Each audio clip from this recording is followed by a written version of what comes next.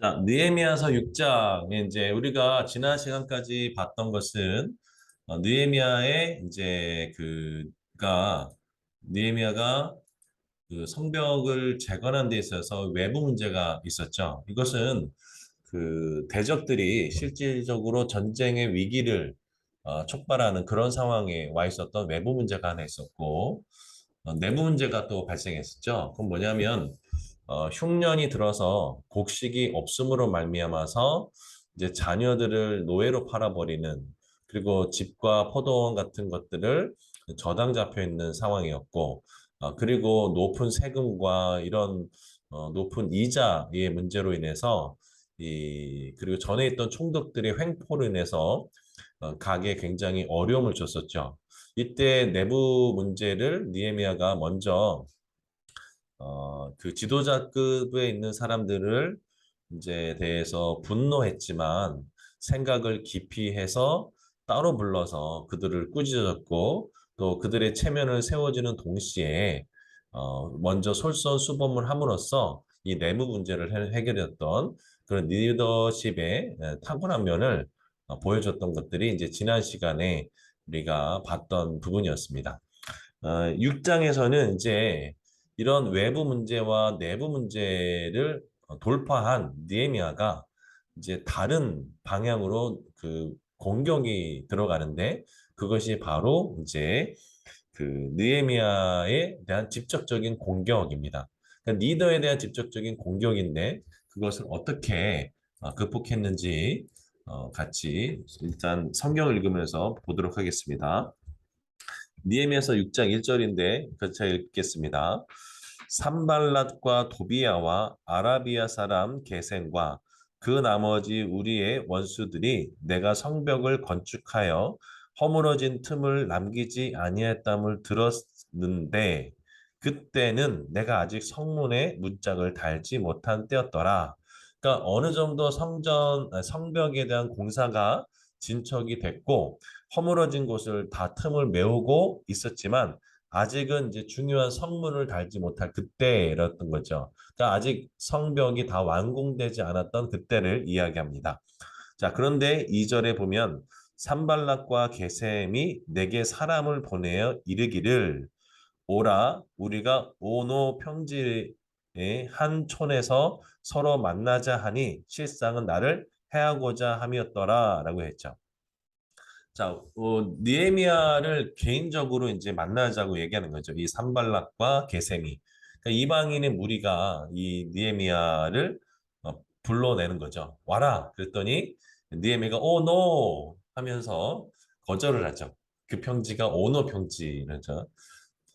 좀, 네, 썰렁했네요. 네, 오노 평지였습니다. 자, 그런데 이 실상은 누구를 해야 하냐면 느헤미야를 이제 어, 죽이려고 암살하는 의도를 갖고 있었다는 거죠.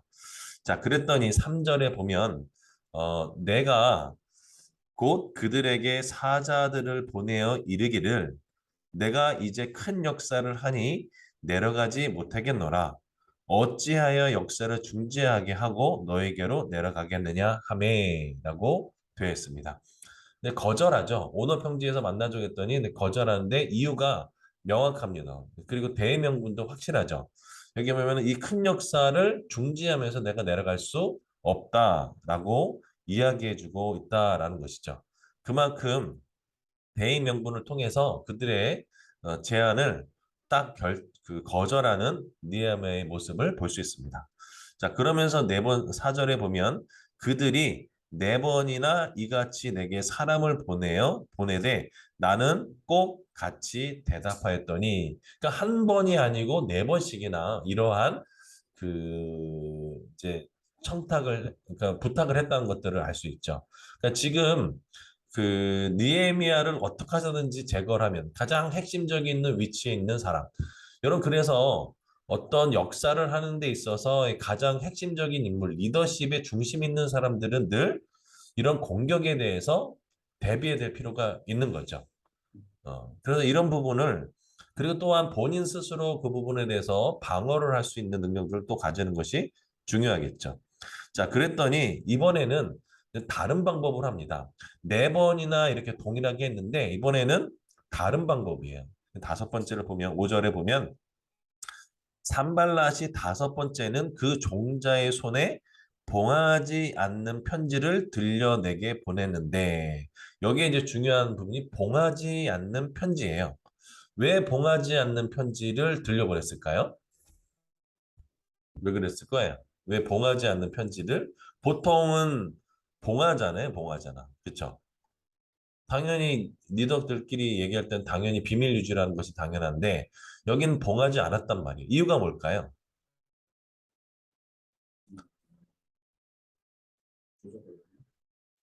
이거는 이제 어떤 나쁜 루머를 만들어내는 데 있어서의 소문을 퍼뜨리기 위한 사전 작업이란 것들을 알 수 있죠.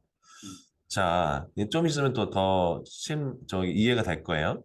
6절에 보면 그 글에 이르기를 이방 중에도 소문이 있고 가스무도 말하기를 너와 유다 사람들이 모반하려 하여 성벽을 건축한다 하나니 내가 그 말과 같이 왕이 되려 하는도다. 라고 지금 이거를 봉하지 않고 이걸 얘기한 거예요. 그러니까 이 편지가 이제 셀 수 있다라는 거죠.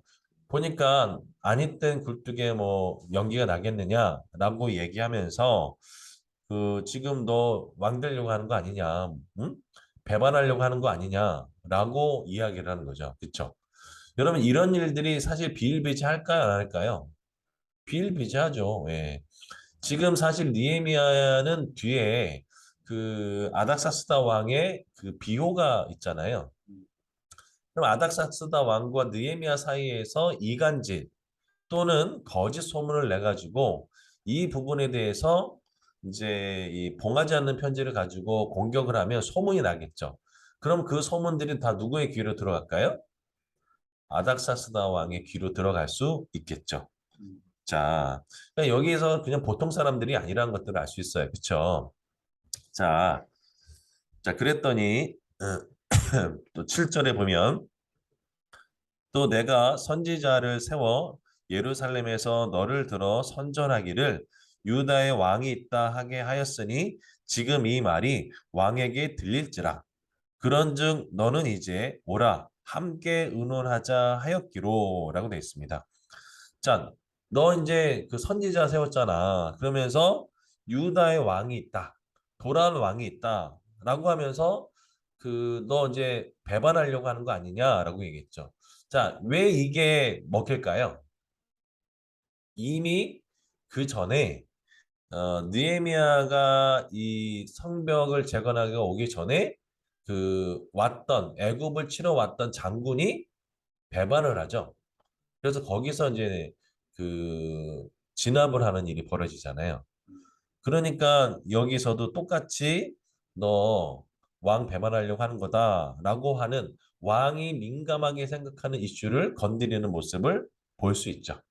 이런 부분이 바로 이 느헤미야. 결국은 지금 느헤미야가 욕을 먹고 있고 비난을 당하고 있고 그 다음에 쉽게 요즘 뭐 권모술수에 이제 노출되어 있는 부분을 알 수 있습니다. 그렇죠? 이런 권모술수는 어느 조직이나 이런 데 다 있을까요, 없을까요? 예, 다 충분히 있을 수 있는 얘기죠. 교회는 없을까요? 음, 있습니다. 성령 충만한 교회 빼고는 있을 수 있겠죠. 자, 이런 일을 벌어지니까 느헤미야가 어떻게 반응했느냐? 8절 보시면 이렇게 되어 있습니다. 내가 사람을 보내어 그에게 이르기를 내가 말한 바 이런 일은 없는 일이요 내 마음에 지어낸 것이라 하였나니 라고 냈습니다. 자, 사람을 보내어서 이야기를 해요. 왜 사람을 보내서 이야기했을까요? 편지를 보낸 게 아니고 사람을 보냈죠. 왜 그랬을까요? 그 사람 자체가 증인이 되겠죠. 그 사람 자체가 또 얼마든지 신분 보증이 될 수 있는 사람이었겠죠. 자, 그래서 이건 지어낸 거다. 내 마음에 지어낸 일이다. 없는 일이다. 이런 것도 어떻게 됐을까요? 다 그 사람들에게 소문이 퍼졌겠죠. 그러니까 느헤미야는 나름대로 잘 대처를 한 것을 알 수 있습니다. 자, 9절 보면 이는 그들이 다 우리를 두렵게 하고 자 하여 말하기를 그들의 손이 피곤하여 역사를 중지하고 이루지 못하리라 함이라. 이제 내 손을 힘있게 하옵소서 하였노라라고 되어 있습니다. 자, 느헤미야는 정말 그 굉장히 뛰어난 그 상황 분석과 판단력을 가지고 있었던 사람입니다. 그래서 자, 어, 결국 이렇게 말하는 목적이 뭐냐? 결국은 두렵게 하려고 하는 목적이라는 거죠. 그러면 사탄이 우리에게 주는 감정도 똑같죠. 이 두려움을 자꾸 심어주려고 하는 거죠. 또 어떤 일이 있어서 두려움을 가지고 못하게 하는 것. 그 사무엘이 미스바에서 그 회개 운동을 벌였을 때 사람들이 모였다함을 듣고 그 블레셋 사람들이 올라오죠. 그래서 그들에게 뭘 줄까요? 두려움을 심어주죠. 그렇죠? 그러니까 사탄은 우리로 하여금 자꾸 두려움에 노출되도록 만드는 것. 그래서 결국 이들이 뭐냐? 그 역사를 이루지 못하도록 중지하는 것. 그러니까 우리가 하나님의 어떤 비전을 가지고 꿈을 가지고 나가려고 하는데 이 두려움을 주고 방해하고 하는 그 목적은 뭐냐면 그 선한 뜻과 목적이 이루어지지 못하도록 방해하는 것들을 얘기합니다. 여러분 어느 지역에 교회 하나 세워지는 게 쉬울까요? 어려울까요? 굉장히 어렵습니다. 네. 어렵습니다. 네. 아무리 작은 교회라도 그 교회 세워지기 쉽지가 않아요. 음, 그 얼마 전에 제가 복된 교회 김영신 목사님하고 얘기했는데 그런 얘기 하시더라고요. 그 목사님은 그 시내에서 새롭게 그 뭐 건축한다. 교회 건물을 건축한다. 그러면 사람들이 들고 난대요. 그 뭐랄까 저기 막 민원 뭐 엄청나게 제기한다고 그러더라고요. 별것도 아닌데 그쵸? 이런 일들이 비일비재하다는 거예요. 일단 제주도도 이런 부분에서 하나님의 선한 뜻이 이루어지려고 하는 어떤 교회나 선교기관이나 이런 것들을 그냥 아무렇지 않게 할 수 있는 게 아니다라는 것들을 알 수 있습니다. 그만큼 쉽지 않다는 거죠. 자, 이렇게 느헤미야를 암살하려고 하는 시도가 실패하고 느헤미야를 중상모략해가지고 그 느헤미야의 리더십을 없애게 하려 하고 또 그러면서 이 두려움을 주려고 했던 그 느헤미야에 대한 그 직접적인 공격, 지도자에 대한 직접적인 공격을 막아냅니다. 그렇죠? 자, 그러면서 느헤미야가 뭘로 마무리하냐면 이제 내 손에 뭐가 있게 해달라고요? 힘이 있게 하옵소서라고 이야기합니다. 자, 이 모든 것이 통하지 않자 그 다음에가 이제 아주 기가 막힌 방법을 쓰는데 그게 영적인 거짓 지도자에 대한 이야기입니다. 한번 보겠습니다. 10절을 보면 이렇게 돼 있어요. 자, 이후에 무헤다벨의 손자 들라야의 아들 스마야가 두문불출하기로 내가 그 집에 가니. 자, 여기 보면은 이 무헤다벨의 손자 들라야의 아들 이러면 성경 대부분에서는 뭐 사울도 마찬가지, 사울왕도 마찬가지고 뭐 다윗왕도 마찬가지고 뭐 유명한 선지자도 마찬가지고 그 누구의 손자, 누구의 아들 이렇게 나오잖아요. 이거는 굉장히 뼈대가 있는 가문의 것들을 얘기합니다. 나름대로 인정받고 나름대로 존경받는 가문 뭐 이런 것들을 얘기할 때 이렇게 표시를 하거든요. 자, 그런데 이 스마야가 갑자기 두문불출을 해요. 자, 그랬더니 내가 그 집에 가니 그러니까 이 스마야라고 하는 이 선지자의 집에 찾아갔는데 그 사람이 갑자기 나오질 않으니까 영적 지도자 나오지 않잖아요. 그렇죠? 자, 그랬더니 그 바쁜 와중에 짬을 내서 이 느헤미야가 그 집에 갔더니 뭐라고 얘기하냐? 그가 이르기를 그들이 너를 죽이러 올 터이니 라고 해요. 야, 너 암살단을 너한테 보낼 거야. 라고 이야기하는 거죠. 자, 우리가 하나님의 전에로 가서 외소 안에 머물고 그 문을 닫자. 저들이 반드시 밤에 와서 너를 죽이리라 하기로. 자, 이게 무슨 얘기죠? 자, 이게 무슨 얘기인가요? 지금 스마야라고 하는 나름대로 유명한 그 영적인 선지자가 느헤미야가 집에 오니까 이야기를 하죠. 뭐라고 얘기하냐면 너 암살단이 올 거야. 그래서 어디 있다고요? 지금 하나님의 전에 들어가가지고 외소 안에 머물러 있자. 그 문을 닫고 저들의 그 계략을 피하자라고 이야기를 해요. 그럴듯해 보이지 않아요? 영적인 지도자가 예언을 한 거죠. 너 조심해. 너 이렇게 뭐 오늘 그들이 와서 너 죽일 수 있어라고 하면 여러분 어떻게 생각하세요? 도망가죠. 여기 승라야 말을 들으실 거예요? 뭐, 일단은 숨어야 되지 않겠습니까? 뭐, 현실적으로. 현실적으로 어떻게 생각하세요? 우리 박준성 원장님. 그럴듯하죠. 자, 아주 유명한 선지자가 너 죽을 수 있다라고 얘기하는데 보통이면 어떻게 할까요? 숨겠죠. 자, 근데 여기에 아주 작은 함정이 있어요. 뭐냐? 하나님의 전에 낭실이에요. 낭실. 자, 여기는 누구만 들어갈 수 있냐면 제사장만 들어갈 수 있는 곳이 낭실이에요. 자, 음, 한번 찾아보겠습니다. 열왕기상 6장 3절. 우리 박 원장님이 한번 읽어주세요. 열왕기상 6장 3절. 강석관 지사님, 저기 성경 예, 있으세요? 예, 있어요. 열왕기상 7장 50절 읽어주시죠. 예, 네. 한번 읽어주십시오. 성전의 성소 앞 주랑의 길이는 성전의 너비와 같이 20규빗이요. 그 너비는 성전 앞에서부터 10규빗이며. 네. 열왕기, 열왕기상 7장 50절. 또, 정금 대적과 불 집게와 주발과 숟가락과 불을 옮기는 그릇이며 또 내소 곧 지성소 문의 금 돌적이와 성전 곧 외소문의 금 돌적이더라. 네. 여기는 다 누가 들어가는 데라고요? 제사장.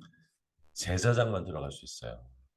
음, 그러니까 이 외소에 지금 너 피하기 위해서 들어가라면 그럴듯해 보이지만 실상은 이렇게 들어간 순간 하나님의 법도를 어기게 되고 그리고 그 사람들이 이야기를 하죠. 뭐라고 할까요? 야, 너 하나님의 일을 하는데 네가 제사장만 들어갈 수 있는데 들어가면은 말이 되냐? 라고 하는 거죠. 그럼 어떤 일이 벌어질까요? 도덕적이고 영적인 리더십을 타격받겠죠. 음, 그렇죠. 여러분, 이게 아주 사탄이 잘 쓰는 방법 중에 하나입니다. 그 여호수아 시대 때 하나님께서 내가 거룩하니 너희도 거룩하라고 이스라엘 백성들에게 얘기하면서 여리고 성을 무너뜨릴 때 아무런 재물도 손대지 말라라고 했는데 손댄 사람이 누가 있었죠? 아간이 있었죠. 아간. 그 아간의 범죄로 말미암아 그 다음 아이성 성투에서 패배할 수밖에 없었죠. 그러니까 왜 패배할 수밖에 없었냐면 거룩한 그 하나님의 도구에 이런 부정과 죄의 문제가 있으면 하나님께서 사용할 수가 없는 문제가 발생하죠. 지금 이 아주 교활한 이 사탄은 이 스마야를 통해 가지고 어떻게 했을까요?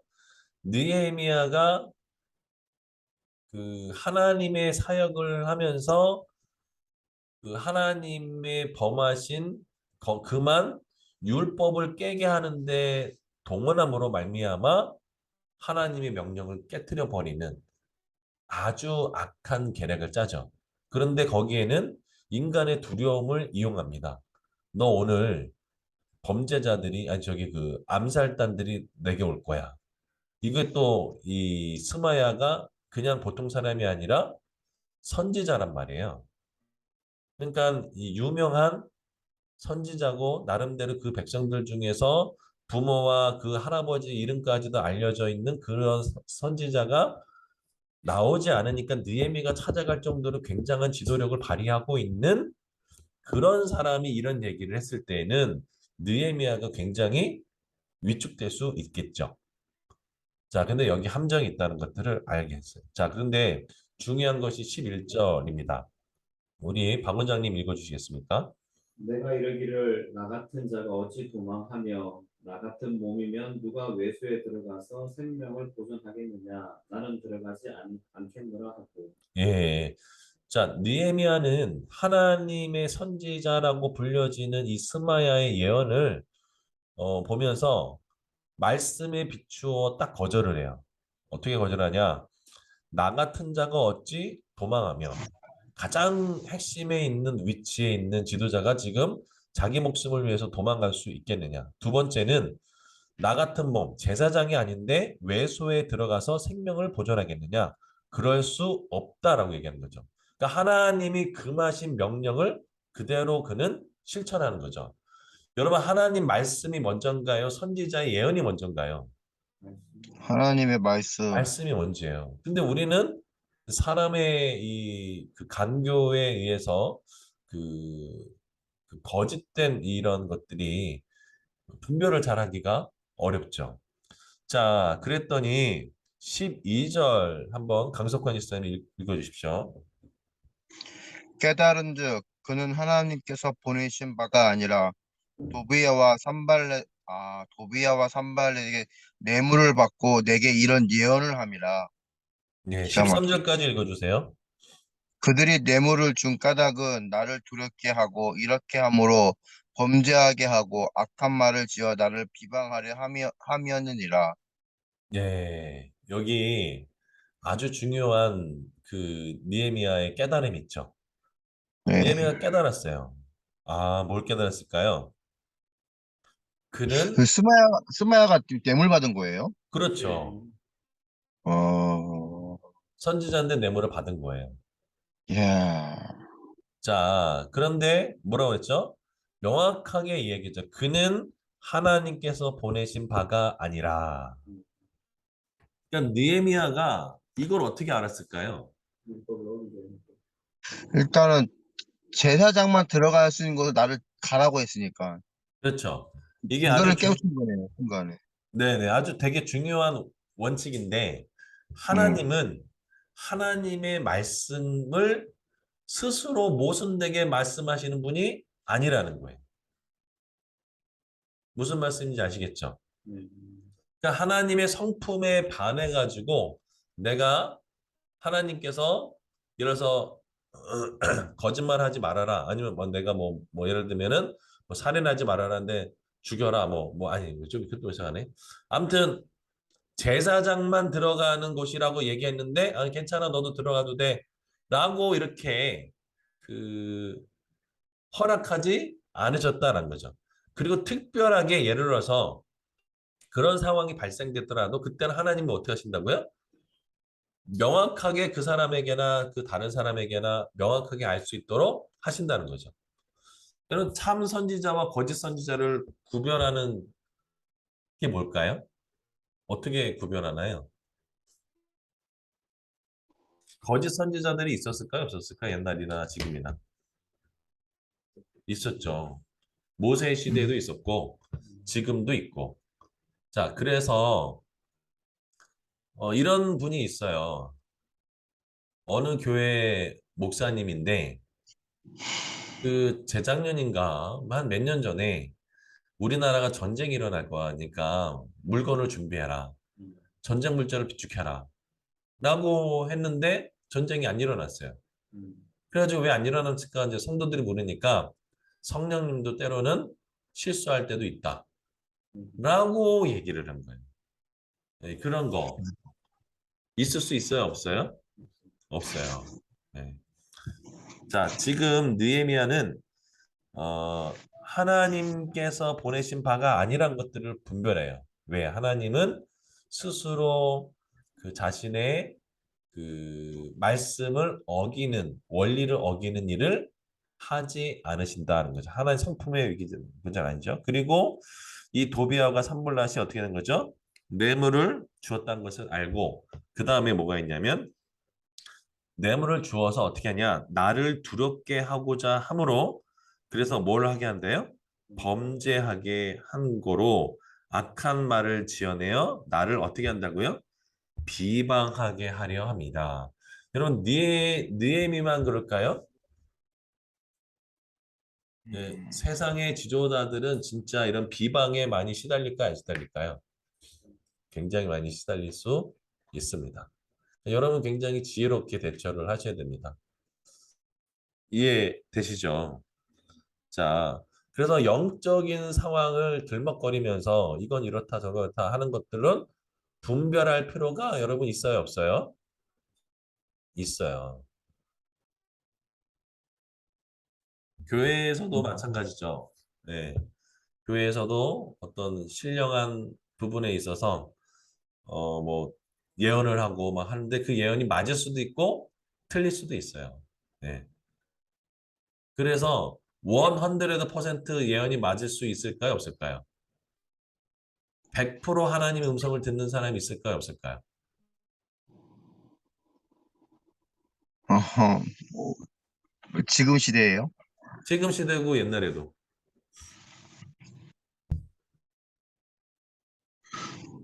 뭐 옛날에는 있었지 않겠습니까? 사무엘이 네, 그 이새의 집에 갔을 때 거기 네, 가서 그 기름 부으라고 얘기를 했어요. 하나님이. 그래서 딱 음, 보니까 큰아들 엘리압을 딱 보고 그 기름 부으려고 딱 했는데 하나님이 아니라라고 딱 말씀하시거든요. 그러니까 사무엘도 그렇게 실수할 수 있어요, 없어요? 있다라는 거예요. 그러니까 100% 하나님 말씀을 듣는다. 이거는 교만인 거예요. 그래서 실수할 수 있고 그렇기 때문에 우리는 조심하셔야 돼요. 그래서 그 하나님의 음성을 듣는다고 하는 단체에서 어떤 자매가 하나님의 뜻인데 형제님하고 그 남편하고 이혼하러 가셨습니다. 이렇게 쉽게 얘기하는 거 어떻게 될까요? 그거는 네, 진정하라고 이렇게 이제 하나님 그렇게 말씀하지 않으신다면 보통 이제 간사들이 진정을 시키죠. 이런 일들이 실제로 많이 있습니다. 자, 이렇게 하자 느헤미야가 어떻게 반응했을까요?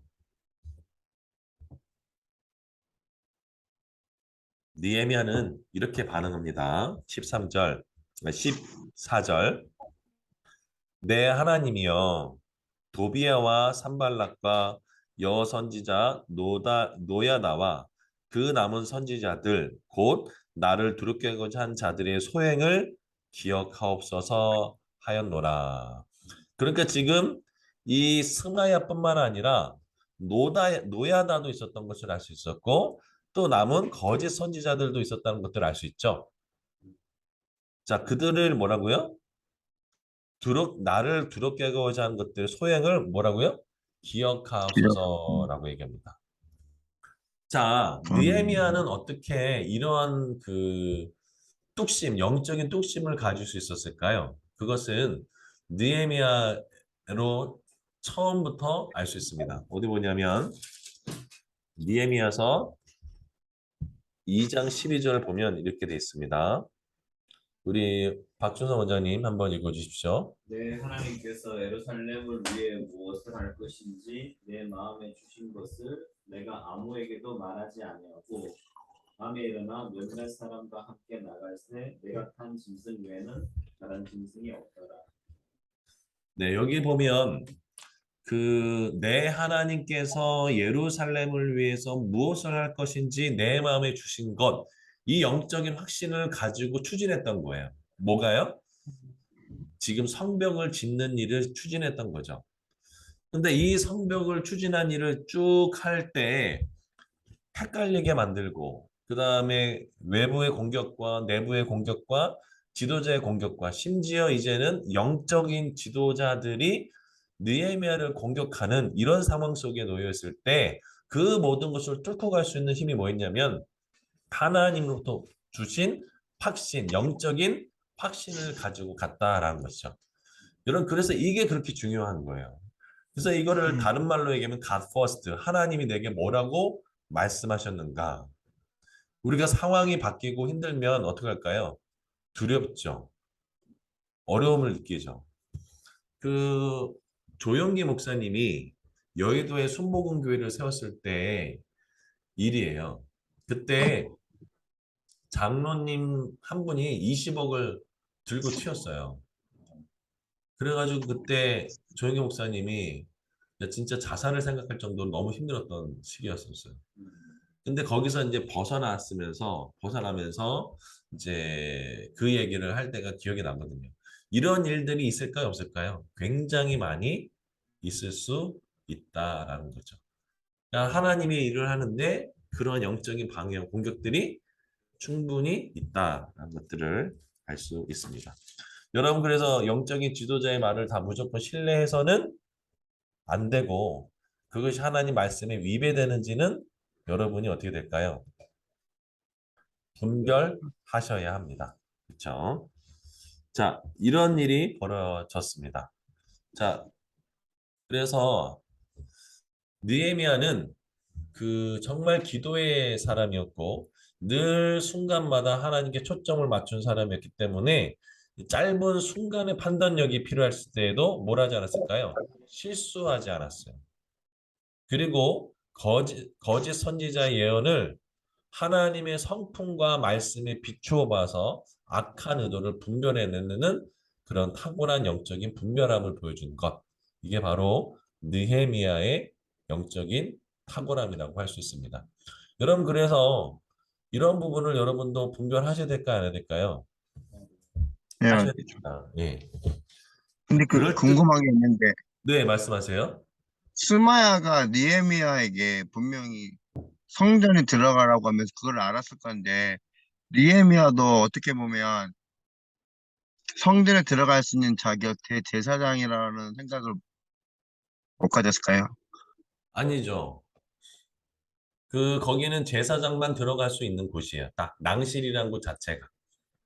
음, 자기는 제사장을 될 수 없는 자격인가요? 니에미야는? 그 옛날에 왕으로서 네. 제사장만 들어갈 수 있는 곳에서 대신 제사장에서 제사를 드리다가 온 몸에 문둥병이 된 그 왕이 하나 있었죠. 갑자기 생각이 안 나는데 하나님 그걸 굉장히 엄격하게 말씀하셨어요. 그러니까 느헤미야는 이런 부분을 벗어난 부분이 절대 아니라는 것들 알 수 있죠. 음, 답이 되셨나요? 그 궁금한 거는 그 대제사장은 누가 임명하나요? 제사장은 아론의 계열부터 시작해서 쭉 내려와요, 그냥. 그러니까 그거는 성경에 나와서 알겠는데 근데 네네. 그거를 그러니까 그냥 그렇게 받아들여야 돼. 저희가 이게 내려간다고. 이게 뭔 조건이나 이런 게 그런 뽑히거나 선출 이런 건 없습니다. 일단 그 내외인들이 그렇게 됐죠, 내외인들이 쭉. 그래서 내외인들은 그게 없었잖아요. 분깃이 없었잖아요. 네네네. 그런데 이제 나중에 되면 그 베냐민 지파 출신도 대제사장이 되기도 하고, 네. 특별히 대제사장은 아론 계열만 되게 돼 있어요, 원래는. 근데 어, 나중에는 베냐민 지파에서도 되고, 또 어느 지파에서도 되고, 이래가지고 그게 완전히 깨졌죠. 나중에 이제 제사장의 권한이 너무 세지니까 노마에서 임명해버리는 일이 벌어졌죠. 음, 그게 이제 중간사에서 나오는 일이죠. 결국은 음, 나중에 이제 멸망당하죠. 알겠습니다. 이들의 대표적인 예는 많이 있습니다. 영적인 지도자가 스스로 타락하고 범죄할 수도 있어요. 한번 볼까요? 말라기에서 이렇게 나옵니다.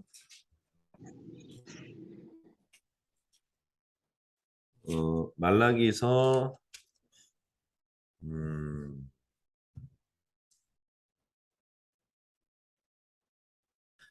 1장 13절에 보면 이게 그 당시의 제사장들의 모습인데 제가 읽어드릴게요. 말라기서 1장 13절부터 14절. 만군의 여호와가 이르노라 너희가 또 말하기를 이 일이 얼마나 번거로운고 하며 콧 웃음을 치고 훔친 물건과 저는 것 병든 것을 가져왔느니라. 너희가 이같이 복음물을 가져오니 내가 그것을 너희 손에서 받겠느냐? 이는 여호와의 말이니냐? 라고 돼 있어요. 이게 누굴까요? 제사장들이에요, 제사장들. 제사장들이 이렇게 해서 하나님께 갖고 온 거예요. 그래서 야, 이거 얼마나 귀찮고 번거로운 일이냐? 라고 얘기를 하는 거죠. 요즘 말로 얘기하면 이런 좀 농담 있죠. 얘야, 너 그래도 오늘 교회를 가야 되지 않겠니? 아, 엄마 정말 싫어요. 가기 싫어요. 야, 그래도 네가 가야 되지 않겠냐? 아, 정말 피곤하니까 싫다니까요. 야, 그래도 네가 담임 목사인데 가야 되지 않겠니? 라고 했던 그 유무. 똑같은 거예요. 다른 바가 없어요. 자, 2장 2절을 보세요. 2장 3절을 보세요. 이렇게 되어 있습니다. 2장 2절과 3절 말라기 만군의 여호와가 이르노라 너희가 만일 듣지 아니하며 마음에 두지 아니하여 내 이름을 영화롭게 하지 아니하면 내가 너희에게 저주를 내려 너희의 복을 저주하리라. 내가 이미 저주하였나니 이는 너희가 그것을 마음에 두지 아니하였습니다. 보라 내가 너희의 자손을 꾸짖을 것이요 똥 곧 너희의 절기에 희생의 똥을 너희 얼굴에 바를 것이요 너희가 그것과 함께 제하여 버림을 당하리라. 지금 이 예언의 말씀이요. 나중에 언제 성취되냐면 이 그 제사장들이 그 중간 시대에 보면 한 몇십 년 동안 그 성전을 제사를 드리지 못하도록 막았고 그리고 거기에다가 돼지 있잖아요. 돼지. 돼지로 제사를 지냈던 일이 벌어졌어요. 그래가지고 진짜 이 제사장들 얼굴에 똥칠을 한 그런 일들이 벌어졌던 것들이 이제 보여지죠.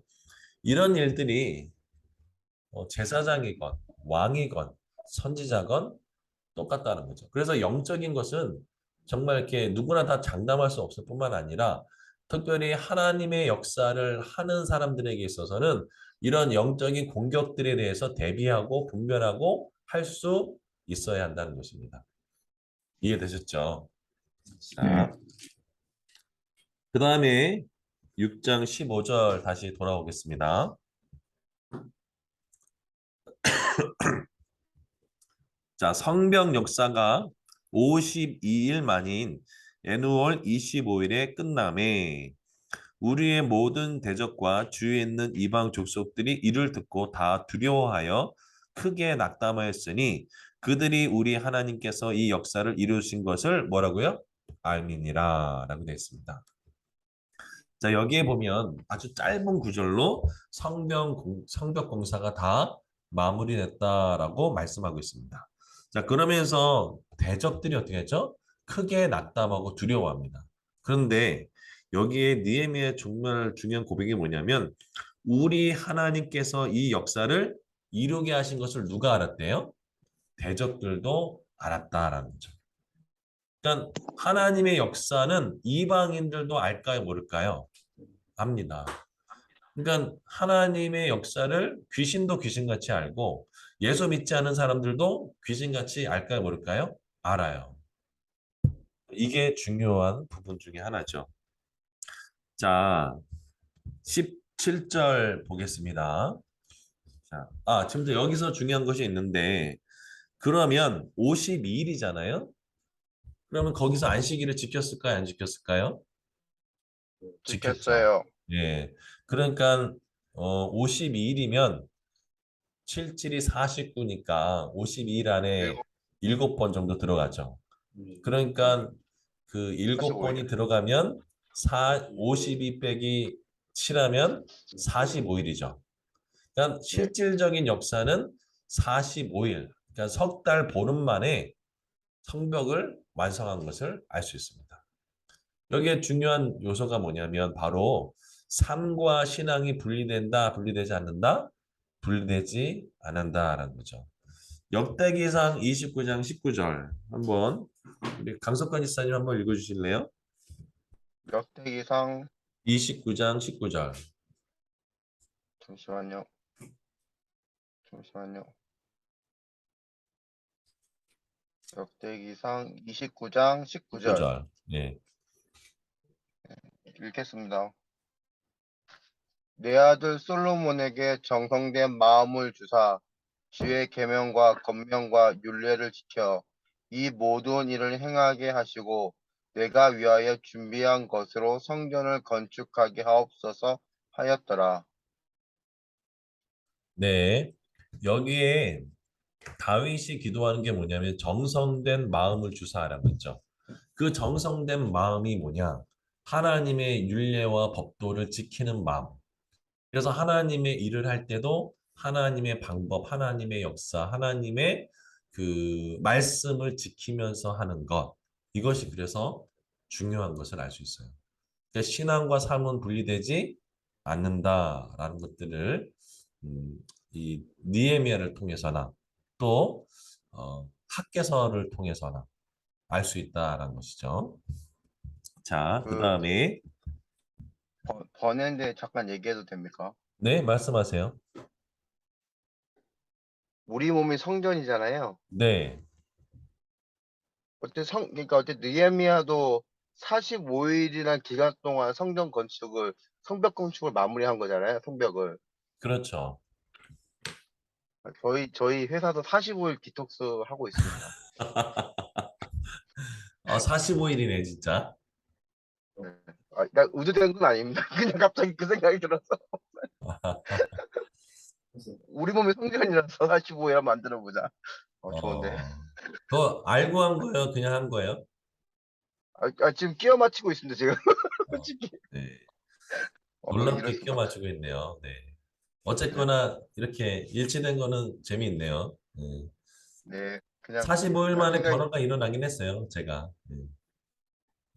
진짜 저도 그런 것 같습니다. 살이 쭉쭉 빠졌으니까. 음.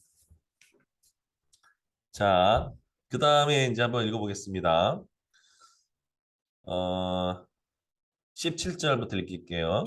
또한 그때 유다의 귀족들이 여러 번 도비아에게 편지하였고 도비아 편지도 그들에게 이르렀으니 도비아는 아라의 아들 스가냐와 사위가 되었고 도비아의 그 아들 여호하난도 베레가의 아들 무술람의 딸을 아내로 맞이하였으므로 유다에서 그와 동맹한 자가 많음이라라고 되어 있습니다. 이 도비아가 정말 대단한 이 인물인 게 뭐냐면 유다에서 어마어마한 영향력을 가지고 있었고 유대의 지도자급의 인물들하고 굉장히 정치적이고 또 이게 지금 이 결혼은 요즘에 말하면은 재벌가의 결혼 있죠. 그런 거와 같은 그런 결혼을 이미 했다는 것들을 알 수 있어요. 그렇죠? 자, 이렇게 친분 관계와 어떤 이런 세력을 규합하고 있는 이 도비아의 모습이 상당히 무섭죠. 자, 그 다음에 19절 보세요. 그들이 도비아의 선행을 내 앞에 말하고 또 내 말도 그에게 전하매 도비아가 내게 편지하여 나를 두렵게 하고자 하였느니라. 지금 유력한 사람들, 유다의 귀족들이 도비아에게와 굉장히 밀접하게 되어 있고 심지어 이그 사돈 간의 관계까지 맺어진 사람이 있는데 그들이 어떻게 해요? 이 그 도비아를 어떻게 해요? 도비아가 느헤미야를 충분히 두렵게 할 수 있죠. 지금 느헤미야는 이 예루살렘에서 유다 땅에서 기반이 있어요, 없어요? 없어요.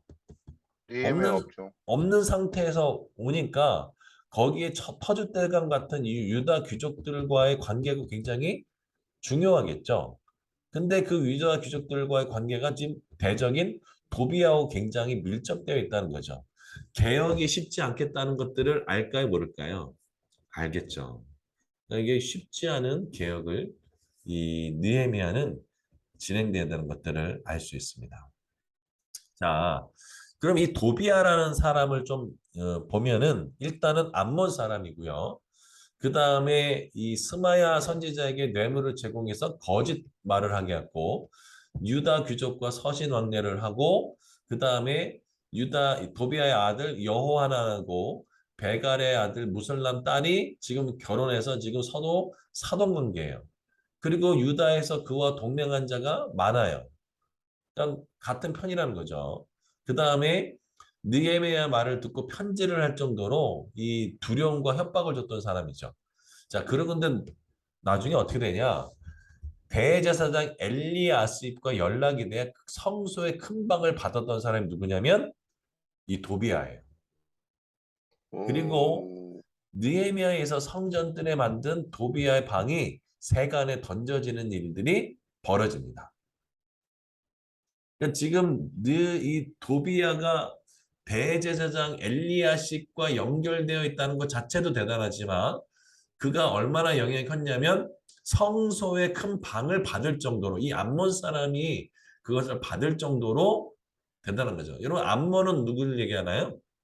암몬. 없어. 예.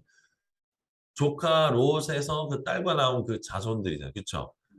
그 이방인으로 거의 취급되고 있는 이 암몬 사람. 그 도비아인데 이제 이 도비아 이렇게 끈끈하게 유대와 결탁되어 있는 이 암덩어리 같은 이 도비아를 느헤미야가 제거를 딱 합니다. 그러니까 느헤미야가 쉬운 리더십은 결코 아니었다라는 것들을 알 수 있죠. 여러분 만약에 회사에 이런 사람이 있으면 어떨 것 같으세요?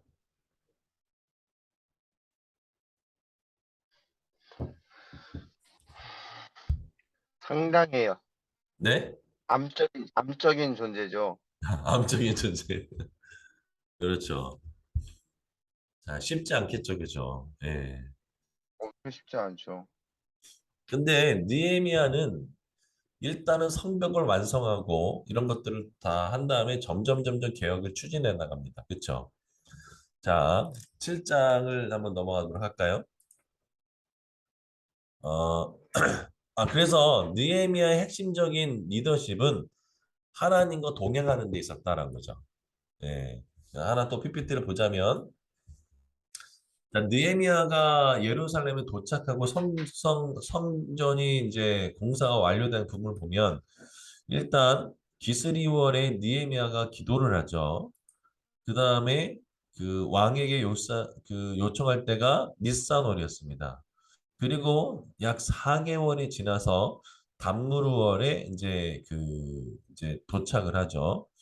그 다음에 애누월 25일 성벽 공사가 52일 만에 이제 그 완성을 하죠. 그렇죠?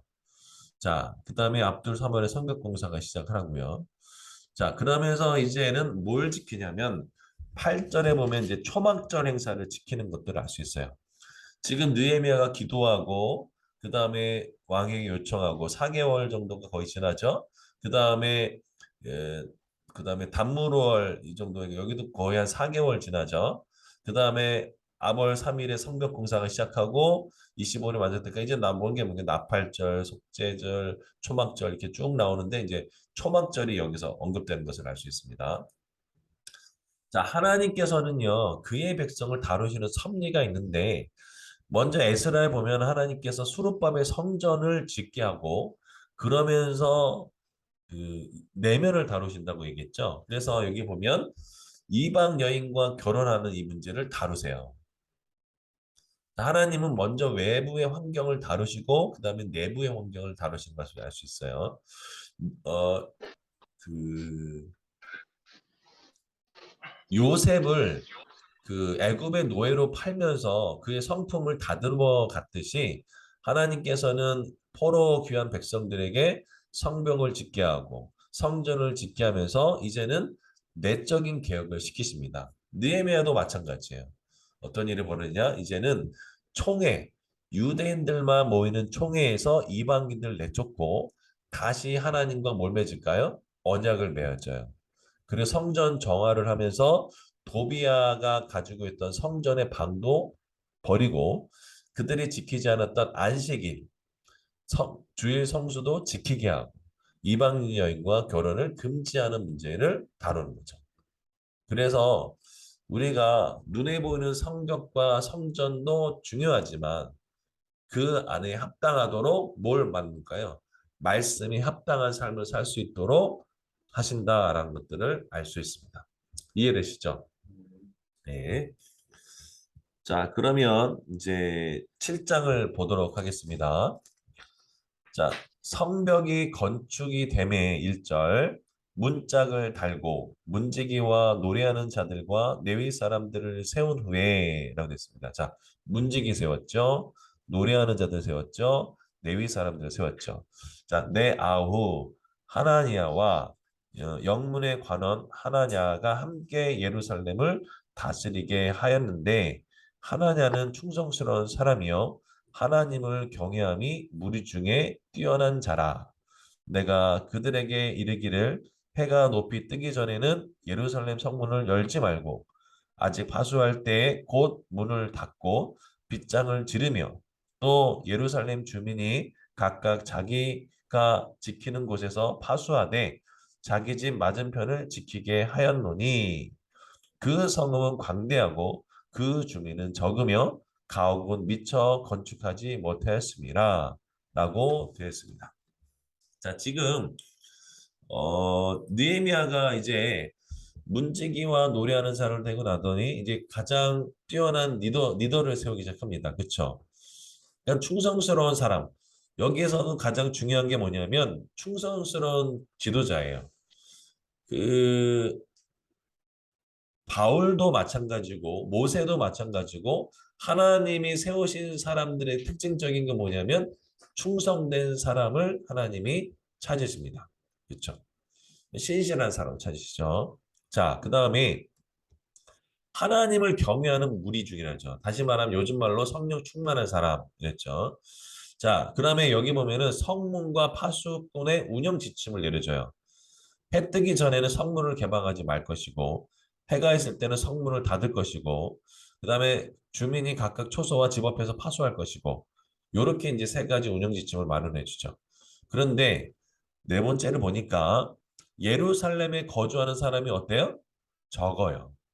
자, 이것을 통해서 뭐가 발생되냐면 인구조사가 필요한 것을 알 수 있습니다. 인구조사는 옛날이나 지금이나 다 필요할까 안 필요할까요? 필요하죠. 필요합니다. 국가의 세금을 위해서도 필요하고 거주계획이나 이런 등등을 위해서도 굉장히 필요한 게 바로 그 인구조사죠. 자, 성경에서 나타난 지도자를 세우는 원칙이 쭉 있는데 자, 능력 있는 사람, 지혜가 인정받는 사람, 충성된 사람, 그 다음에 충성된 자 계속 나오죠. 그렇죠? 그래서 이 그 성경에서 하나님이 세운 리더자의 원칙은 뭐냐면 충성되고 하나님을 경외하고 주변에서 인정을 받고 허물이 없고 지혜 있는 사람. 여러분 이런 사람들을 교회의 장로, 권사로 세워야 되겠죠. 그렇죠? 마찬가지로 회사도 마찬가지죠. 예. 회사에 로얄리티가 없으면 어떨까요? 제가 아는 조영길 변호사님이 계셔요. 그분이 제일 첫 번째로 꼽는 게 로열리티예요. 충성된 것이 있느냐라는 충성된 거. 그래서 일부러 어려운 거 시켜보고 일부러 약간 애매모호한 것들 시켜보고 불평불만한 것들을 약간 줘요. 그래서 그것을 충성되게 해내는지 안 되는지를 테스트해 보더라고요. 그래서 딱 세우더라고요. 강팔룡 대표님 있잖아요. 저를 테스트하더라고요. 아, 놀랐어요. 그래서 저보고 약간 뭔가 띄워주는 것들을 멘트를 날리는데 제가 그 부분에서 명확하게 하니까 그리고 그 부분에 대해서 일부러 거절하신 것 같아요. 어떤 제안에 대해서. 근데 제가 그때 그럼에도 불구하고 난 이렇게 하겠다고 하더니 딱 뒤집으시면서 되게 저의 마음을 본 마음을 딱 그 테스트해 본 거죠. 이 사람이 이 제안을 거절했을 때 보통은 사람의 본심이 나오잖아요. 그러니까 그걸 딱 테스트 해보다는 게 제가 나중에 이제 알았어요. 여러분도 한번 리더로서 한번 괜히 한번 거절해 보십시오. 그럼 그 사람의 진짜 본심이 딱 나와요. 내가 원래 그럴 것은 아닌데 이 사람이 진짜 어떤 마음이냐를 알기 위해서는 또 이렇게 딱 거절했을 때 그 사람의 반응을 보면 이 사람이 진심인 알 수 있을까요? 모를까요? 알 수 있어요. 근데 리더는 그냥 세워지는 게 아니더라는 거죠. 자, 제가 쓸데없는 얘기를 했는지 모르겠지만 어쨌거나 자, 7장 5절부터 69절은 인구조사의 이야기입니다. 자, 같이 한번 보도록 하겠습니다. 어, 그, 지금 4절의 문제는 뭐냐면, 이제 성읍이 완성이 됐는데, 땅은 넓어요. 근데 주민이 적어요. 그리고 가옥들이 없어. 그러니까 여기 사람들을 채워놔야 되는데 세우지 못하죠. 자, 그럼 이 문제를 어떻게 해결할 것인가? 라는 것이죠. 자, 5절을 보면, 이렇게 돼 있으면, 네, 하나님이, 우리 박준호 원장님 한번 읽어주시죠. 내 하나님이 내 마음을 감동하사 귀족들과 민장들과 백성을 모아 그 계보대로 등록하게 하심으로 내가 처음으로 돌아온 자의 계보를 얻었는데 거기에 기록된 것을 보면 예, 여기 보면은 내 하나님이 내 마음을 어떻게 했대요? 감동하사라는 거죠. 그러니까 위로부터 오는 그 은혜를 받았던 사람이 누구냐? 바로 느헤미야였던 거죠. 그래서 느헤미야의 핵심적인 리더십은 하나님과 동행했고 하나님의 그 감동을 받았던 사람인 것들을 알 수 있어요. 그래서 등록하게 얘기하는 것들을 알 수 있습니다. 자, 그래서 처음 돌아온 자의 계보를 얻었다라고 돼 있어요. 자, 이게 어디서냐? 한번 볼게요. 에스라 2장을 보십시오. 에스라서 2장 1절부터 70절을 쭉 보십시오. 훑어보세요. 2장 1절부터 보면은 쭉 하면서 바로스의 자손이 뭐 얼마 얼마고 얼마고 쭉 나오잖아요. 그쵸? 자, 이 인구 조사를 얻은 거예요. 자, 근데 이거는 몇 년 전 자료다? 느헤미야가 돌아온 때, 이때로부터 돌아온 때는 약 92년에서 94년이 지났어요. 그러니까 약 100년 전의 자료예요. 그러니까 어떻게 할까요? 이거 갖고는 안 되겠죠. 자, 그래서 자, 보겠습니다. 다시 돌아와서 느헤미야서 7장 6절. 옛적에 바벨로 왕 느부갓네살에게 사로잡혀 갔던 자들 중에서 노임을 받고 예루살렘과 유다에 돌아와서 각기 자기 성읍에 이른 자들 곧 수룹바벨과 예수아와 느헤미야와 아사랴와 라마야와 나하마니야와 모르드게와 빌산과 미스베렉과 비그웨와 누훔과 바하나와 함께 나온 이스라엘 백성이 명수가 이러하니라 라고 하면서 바르스의 자손부터 시작해서 쭉 나오죠. 그러니까 이때 그 자손을 이제 데이터베이스를 한 거죠. 자, 그래서 여기는 좀 넘어가도록 할게요. 이게 이제 있는데 39절 보면은 제사장들은 여수아의 집 이렇게 돼 있고 43절에는 레위 사람들 그다음에 44절에는 노래하는 자들 45절엔 문지기들 그다음에 느비딤 사람들 솔로몬 자손들 쭉 나오죠. 그렇죠?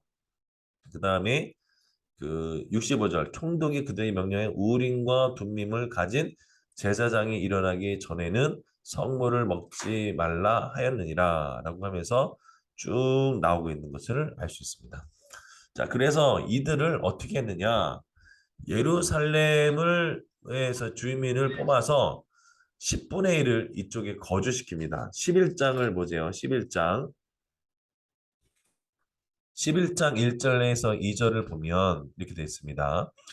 백성의 지도자들은 예루살렘에 거주하였고 그 남은 백성은 제비를 뽑아 10분의 1은 거룩한 성 예루살렘에서 거주하게 하고 그 10분의 9는 다른 성읍에 거주하게 하였으며 예루살렘에 거주하기를 자원하는 모든 자를 위하여 백성들이 복을 빌었느니라 라고 되어 있습니다. 그러니까 사람들이 그때 당시에는 아무것도 없었던 그 예루살렘에 가기 싫어했겠죠. 그러니까 제비를 뽑은 거예요. 그렇지만 그 또 가기를 원하는 사람들이 있었겠죠. 그런 사람들을 뽑았다는 것들은 이제 알 수 있습니다. 그들을 복을 빌어줬다는 것들을 알 수 있죠. 자, 여기 보면은 에스라와 느헤미야에게 보면 각각 귀한 자 명단을 반복해서 기록한 이유가 있어요. 우리가 에스라서와 느헤미야서가 한 권의 성경이라고 그 얘기하고 있죠. 자, 그런데 92년과 92년, 94년 정도의 시간적인 차가 있다고 했는데, 그럼 여기 왜 명단이 왜 다르냐라고 했을 때 몇 가지 이유가 있습니다. 첫 번째는 이게 명단이 단순한 기록이 오기일 수 있다. 그 다음에 두 번째는 느헤미야의 명단은 예루살렘의 주민의 이주를 위한 것이라는 것들을 알 수 있죠. 그리고 민수기에는 그 어, 인구조사가 몇 번 나오냐면 두 번 나와요. 출애굽해서 한 번, 가나안에 들어가기 직전에 한 번. 그래서 두 번이 나오거든요. 그래서 이거와 동일하게 문학 구조를 맞추기 위해서다라고 보이고, 그 다음에 기록 목적의 차이는 뭐냐? 에스라는 성전을 세우는데, 느헤미야는 성벽을 세우는데 있어서 이렇게 두 번 기록했다고 보여지는 것이죠. 정확한 거는 왜 그렇게 기록했냐고는 하나님께 물어봐야 알겠지만, 제가 보기에는 이제 그 민수기와 같이 출애굽할 때와 마찬가지로 바벨론에서 출 바벨론이라는 것도 똑같처럼 이렇게 인구 조사를 두 번에 맞춘 것도 있고, 그 다음에 예루살렘 거주를 위한 것 두 가지가 같이 그렇게 할 수 있다라는 것들이죠. 근데 여기 보면은 문제가 뭐냐면 각각 귀국한 사람들의 숫자가 달라요. 왜냐, 그 92에서 94년 동안 인구 변화가 있을 수 있겠죠. 출생이나 사망들을 통해서 이러한 부분이고, 그 다음에 실제 개수된 숫자가 오온회 종합한 숫자가 지금 4만 2,360명과 다른 이유는 뭐냐? 여기에는 어린아이들을 포함한 숫자고, 그 다음에 명단에 20세 이상의 남자만 기록할 가능성이 있고, 그 다음에 그 1,500km를 걸어왔기 때문에 그 사이에서 이제 죽었을 가능성이 있고, 이러한 부분에서의 그 숫자 차이가 일어날 수 있다. 이런 부분을 인식해 두면 좋을 것 같습니다. 자, 그 다음에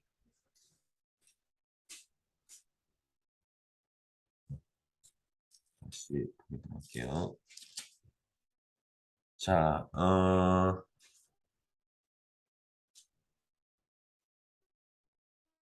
7장 70절부터 제가 다시 읽겠습니다.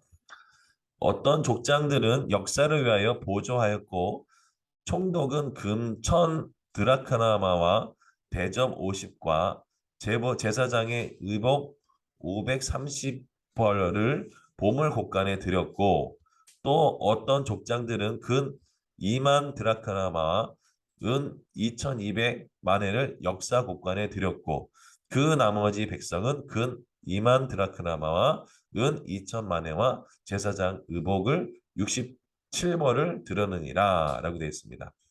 지금 인구조사도 있었지만 그 이후에 어떤 사람이 어떻게 드렸다는 것들도 나타나고 있죠. 자, 그러면서 73절에 보면 이렇게 얘기합니다. 이와 같이 제사장들과 레위 사람들과 문지기들과 노래하는 자들과 백성 몇몇과 느비디 사람과 온 이스라엘 자손이 다 자기들 성읍에 거주하였느니라. 이제는 이제 내적인 회복까지도 일어나는 것들을 볼 수 있겠습니다. 자, 지금 느헤미야서 4장, 5장, 6장을 통해서 느헤미야가 성벽을 건축하는 데 있어서의 외부 문제, 그 다음에 내부 문제, 그 다음에 느헤미야를 직접적으로 공격하는 그 지도자의 공격의 문제, 이것들을 뚫고 이제 성벽을 완성시켰죠. 그래서 드디어 성전 공사 이후에 제대로 된 성벽을 완성함으로 이제 온전한 예루살렘 성이 완성이 된 거죠. 중요한 거는 이 외형이 아니라 그 안에 있는 스피릿, 정신, 이것이 중요한 것을 알 수 있는 것이죠. 자, 그러면 그 스피릿이 뭘까요?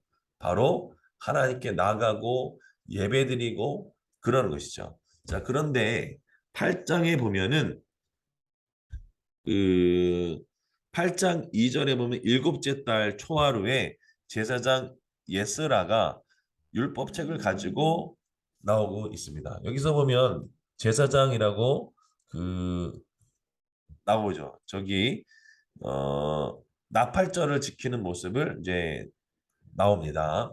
자, 한 번 더 8장 1절부터 보겠습니다. 이스라엘 자손이 자기들의 성읍에 거주했더니 일곱째 달에 이르러 모든 백성이 일제히 수문 앞 광장에 모여 학사 에스라에게 여호와께서 이스라엘 자손에게 이스라엘에게 명령하신 모세의 율법책을 가져오기를 청하매. 자, 이때 이제 에스라가 등장을 하게 되죠.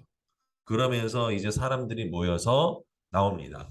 여러분 나팔절, 그 다음에 속죄일, 그 다음에 초막절, 이 이제 세 가지가 있는데 좀 설명을 해드릴게요. 나팔절은 뭐냐면 8장 1절 2절에 보면 일곱째 달 초하루죠. 7월 1일입니다. 이것을 안식일로 삼아서 나팔을 불어요. 그래서 성회를 모이면서 노동을 하지 않고 수소 한 마리, 그 다음에 수양 한 마리, 그 다음에 1년 된 흠없는 수양 7마리, 그다음 수염소를 가지고 하나님께 제사를 드려요. 자, 그 다음에 중요한 것이 7월 10일입니다. 7월 10일. 이게 우리가 흔히 말하는 대제사장이죠. 대제사. 자, 다시 말하면 이스라엘 백성들이 이 대속죄일 때는 사람들이 많이 모여서 하나님께 나가는 대속죄일입니다. 이때 유일하게 지성소로 들어갈 수 있는 날이 이 날이에요. 그래서 이날은 노동을 금지하고 모두가 금식했고요. 이때 두 염소를 잡아요. 그래서 하나는 아사셀, 또 하나는 여호와께 드릴 염소를 잡아요. 그래서 여호와께 드릴 염소는 거기서 이제 그 죽여서 그 피를 가져다가 대제사장이 자기에게 뿌리고 그 다음에 그 백성들에게 그 백성들을 대신해서 지성소까지 들어가는 일을 합니다. 그러면 아사셀 염소는 뭐냐면 이 모든 이스라엘 백성들의 죄를 이 아사셀 염소에게 전가를 합니다. 그래가지고 이 아사셀을 어디 할까요? 이제 이 성전에서 멀리 보내. 그래가지고 그 죄가 동에서 서가 먼 것처럼 멀리 보내는 일을 바로 요때 하는 거죠. 그런데 나팔절과 초막절은 나오는데 이 대속죄일은 언급되지는 않아요. 왜 언급되지는지는 모르겠지만 이때 언급은 되지 않습니다. 자, 그 다음에 초막절이라는 게 있어요. 자, 초막절은 뭐냐면 이스라엘 백성이 7월 15일부터 21일 일 동안 7일 동안 초막을 짓고 출애굽 생활을 기념하는 거예요. 지금도 유대 땅에서는 초막절을 지킬까요, 안 지킬까요? 유대에서 지킬까요, 안 지킬까요? 초막절. 지키죠. 지금도 유대인들 초막절 지켜요. 네. 예. 그래서 이 텐트 같은 것들을 이렇게 해가지고 초막절을 그대로 지킵니다. 그래서 이때는 뭐냐? 그 마지막 8일째는 모든 사람들이 모아가지고 축제를 합니다. 그때 뭐 수양 잡고 막 그러면서 이 보면 이 이때 7월 15일부터 7월 20일까지 8일 동안 했던 것들이 이때 느헤미야에서 그대로 나타납니다. 왜 하나님은 초막절을 지키게 했을까요? 네, 기억해라. 뭘 기억하라고 했을까요? 기억하라고. 애굽을 자, 떠난 거 기억하고. 예. 자, 나팔절과 초막절을 지키는 건 아주 중요한데, 자, 사로잡혔다가 돌아온 회중은 다 초막을 짓고 그 안에서 거하니 눈의 아들 여호수아 때부터 그날까지 이스라엘 자손이 이같이 행한 일이 없었으므로 이에 크게 기뻐하며라고 했어요. 이런 일이 있었다는 거야, 없었다는 거야? 사람들이 없었다는 거예요, 대부분. 그런데 이걸 누가 했죠? 느헤미야가 해냈다라는 것들을 알 수 있습니다. 왜 이렇게 했을까요?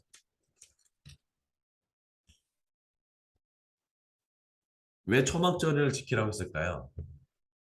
여기에 아주 중요한 하나님의 지혜 원칙이 있는데 너희가 제2의 출애굽 옛날에는 아닌가요?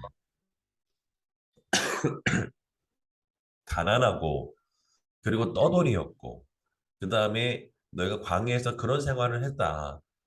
근데 너희가 지금 이렇게 안정되고 풍요로운 생활을 했는데 옛날을 뭐라고요? 기억해라. 라고 알려주는 거예요. 여기에 변질되지 않는 신앙의 아주 중요한 요소가 바로 이 부분 중에 하나입니다.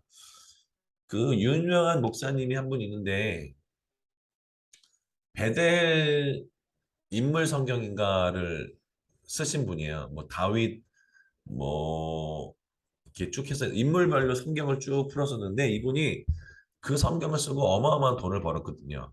근데 이분이 그 큰 집에 옆에다 창고를 지었어요.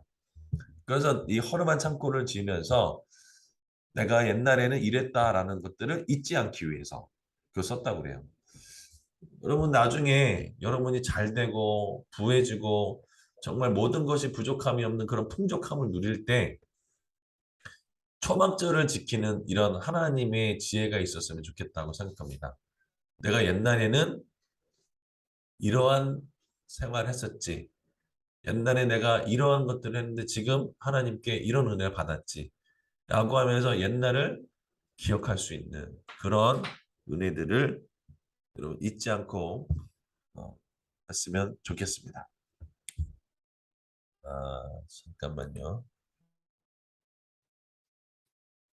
음, 한번 더 그래도 8장을 좀 나가보도록 할게요. 여기는 이제 그 저기 됐으니까. 자, 그 8장 3절 수문 앞 광장에서 새벽부터 정오까지 남자나 여자나 알아들을 만한 모든 사람 앞에서 읽음에 뭇 백성이 그 율법책에 귀를 기울였는데 그때 학사 에스라가 특별히 지은 나무 강단에 서고 그 곁에 오른쪽에 선 자는 마따디아와 스마와 아나야와 우리야와 힐기야와 마세아요. 그 왼쪽에 선자는 부다야와 미사엘과 말기야와 하순과 하스바드야와 스가랴와 무술람이라 라고 되어 있습니다. 자, 여기서 왜 오른쪽 왼쪽에 섰을까요? 이유가 있습니다. 오른쪽과 왼쪽은 에스라가 읽으면 그걸 사람들이 전파해 주는 거예요. 옛날에는 확성기가 없었기 때문에 옆에 있는 사람이 그것을 읽어주면 그것을 듣고 또다시 전달해주고 해가지고 한꺼번에 전파를 해준 거였어요. 그래서 5절에 보면 에스라가 모든 백성 위에 서서 그 목전에서 책을 펴니 책을 펼 때 모든 백성이 일어서니라.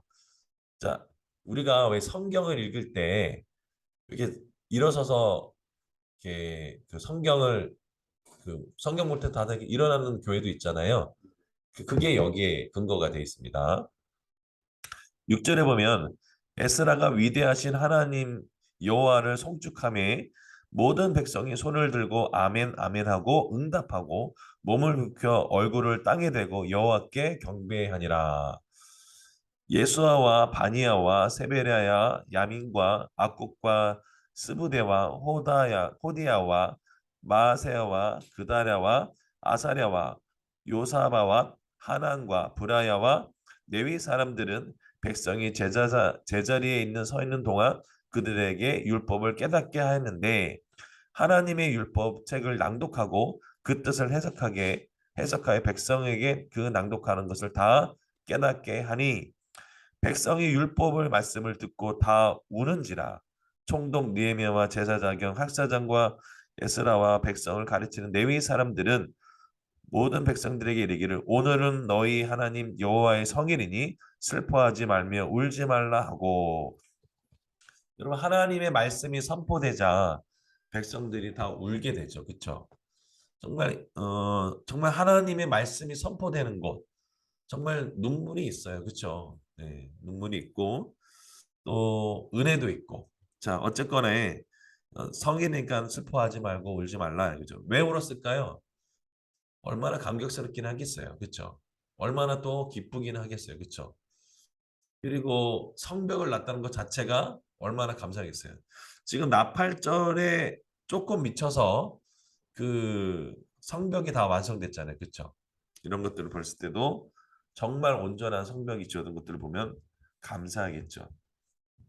자, 10절에 느헤미야가 또 그들에게 이르기를 너희는 가서 살찐 것을 먹고 단 것을 마시되 준비하지 못한 자에게는 나눠주라. 그날은 우리 주의 성일이니 근심하지 말라. 여호와로 인하여 기뻐하는 것이 너희의 힘이니라 하고. 여기 중요한 구절 있죠. 여호와로 인하여 기뻐하는 것이 너희의 뭐라고요? 힘이다. 예. 여러분 하나님을 위해서 기뻐하는 것이 여러분의 힘입니다. 아멘. 예. 레위 사람들도 모든 백성을 정숙하게 하여 이르기를 오늘은 성일이니 마땅히 조용하고 근심하지 말라 하니 모든 백성이 곧 가서 먹고 마시며 나누어 주고 크게 즐거워하니 이는 그들이 그 읽어 들려준 바를 밝히 알미니라 라고 되어 있습니다.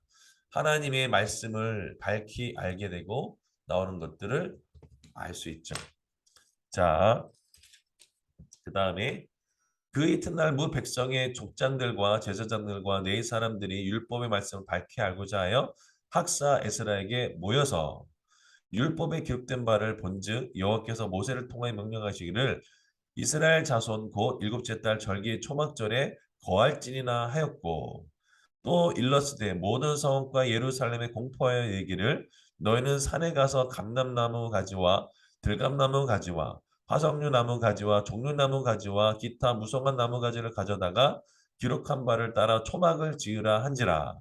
초막을 지으라고 했죠. 자, 이게 바로 이스라엘 백성들이 가나안에서 나와서 그들에게 이런 것을 실제로 짓고 살았잖아요. 이스라엘 백성들이 이런 가난한 생활을 했단 말이죠. 그렇죠?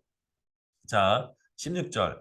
백성이 나가서 나뭇가지를 가져다가 혹은 지붕 위에 혹은 뜰 안에 혹은 하나님의 전뜰에 혹은 숨은 광장에 혹은 에브라임 문 광장에 초막을 짓되 사로잡혔다가 돌아온 회중이 다 초막을 짓고 그 안에 거하니 눈의 아들 여호수아 때로부터 그날까지 이스라엘 자손 이같이 행한 일이 없었으므로 이에 크게 기뻐하여 에스라는 첫날부터 끝날까지 날마다 하나님의 율법책을 낭독하고 우리가 이래 동안 절기를 지키고 여덟째 날에 규례를 따라 성회를 열었느니라.